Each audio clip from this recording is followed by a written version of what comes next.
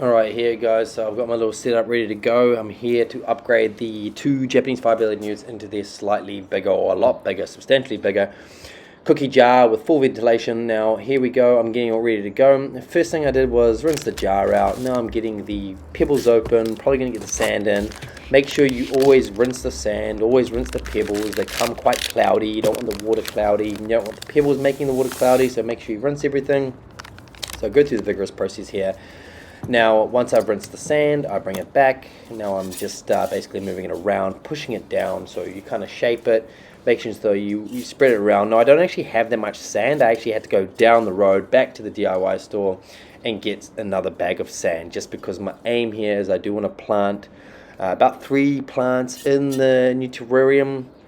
The idea here is moving the Japanese two babies to a slightly more aquatic version. They've been in a very terrestrial setup, and now I feel like coffee break, have to have that coffee break, but getting some pebbles in there. But anyway, I digress. Basically wanting them to get some water in here so that they start dipping their toes in and start becoming the newts that they're always supposed to be. But here it is, right before I get everything added. So I actually got a little bag of duckweed, which would be perfect for the water. I've got my ferns ready, got more rocks ready. Now I'm starting to plant it a bit more. I'm getting ready to go. And here's the old one there sitting, and here's some more plants that I'll be using. What's up everyone, it's Max here from Reptile Fanatics. So I have now constructed a much larger cookie jar terrarium for my two Japanese Fire Bellied Newts. Now they are still in their young, we'll call it the sub-adult phase. So they've been in here for the last 6 months, as you can see. It's mainly terrestrial. There's no water in there. I've just kept it nice and humid and nice and moist. There's 2 guys in there hiding right now because it's day and they generally come out at night. This is their next step, right? This is a lot bigger. I've added water because one of them seems to be digging into the more moister parts of the terrarium. So I'm guessing one of them's ready for a bit more water. So still giving them plenty of vegetation. Gonna get a piece of driftwood in there as well. Hopefully this grows nice and tall to the top. There's nice air opportunity around the sealant, around the top, so plenty of air. They still get moisture, bit of duckweed, and a nice about 1.5 inches of water. I'll probably move those rocks around a little bit, letting the sand settle. I've just set this up, but this is the idea. This is their next phase, so this is getting them to be their more semi-aquatic stage. Looks really bare. Like I said, I'm hoping to get a nice bit of driftwood maybe going up, or just kind of around the background, really thin, more for decorative purposes, but hoping the vegetation grows and hopefully this suits them for the next part of their life cycle. This is very new, got it done in the last hour or so. So it looks quite bare, but once the little viney vegetation starts growing and that starts growing upwards, there'll be a lot more cover for them. But in the meantime, this should suit. So from here to here, see the large difference. Now, link below, I create these terrariums for live creatures, not just little indoor terrariums you can have from a decorative perspective around the house. The next project I'm doing is a much larger, much taller whistling tree frog environment. So stay tuned. Link below on how I built this. This is very simply done, basically the same instance, but with water and a bit of a different terrain system. Otherwise, stay tuned for the next one, guys. All right, guys, pardon the baby chair in the background, but I am a father. Now we're going to transfer our 2 Japanese baby Fire Bellied Newts into their massive new enclosure. Now look at it, stunning. It's going to get some driftwood in there, but they've got their bit of water now, which I'm stoked with, so they can start dipping their toes into the water.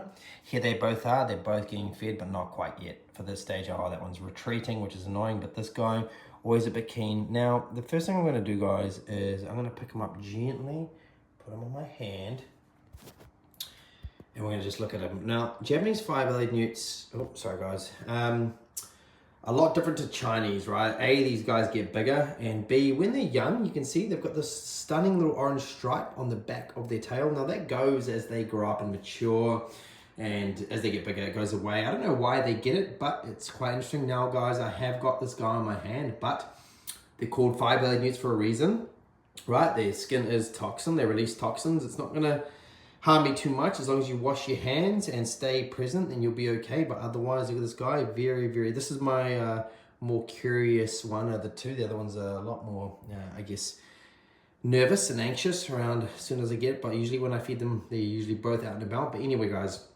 the key here is make sure you always wash your hands between these guys. They do release toxins. It's part of their defense. It's why they have their beautiful orange bellies. But these guys make amazing pets. And at this age, they're super fun. They're growing quickly, and oh, he's going up a different angle, but look at him. Absolute gorgeous animals, right? Perfect for beginners, for amphibians. Very easy to look after, and so cool. All right, so I've got the first one in there, and he's probably doesn't even know what to do with himself. He's like, holy, all this greenery, all this space, what's that down there? But he'll explore. The next guy's gonna be a bit of a mission getting out, but otherwise, gorgeous. He's gonna love it. He's got a lot more exposure. He's got water. Awesome, looking good. Right, this is gonna be their home for the next few months, I think, until I see them fully being submerged under here and being way more in the water. Then they're going to go into something a lot bigger where they can spend their time becoming adults. But here he is exploring. That's awesome to see. All right, here's number 2. I've just put him on the table. Now, don't be fooled. Although these guys look cute, see, this is the guy who likes to be digging deep. He wants some moisture. That's why the new enclosure is perfect for him, I think. I think he's going to find his feet in the water. Don't be fooled. These guys look cute now. They get to about 4 to 6 inches in size. The males get cool purple colorations, especially in breeding season. But although cute now, they do get quite large. But still, very cool animals. The Japanese Fire Bellied Newt, usually available all over the world. Oh, look at that! Quite quick. Oh, here we go. All right, he's off. All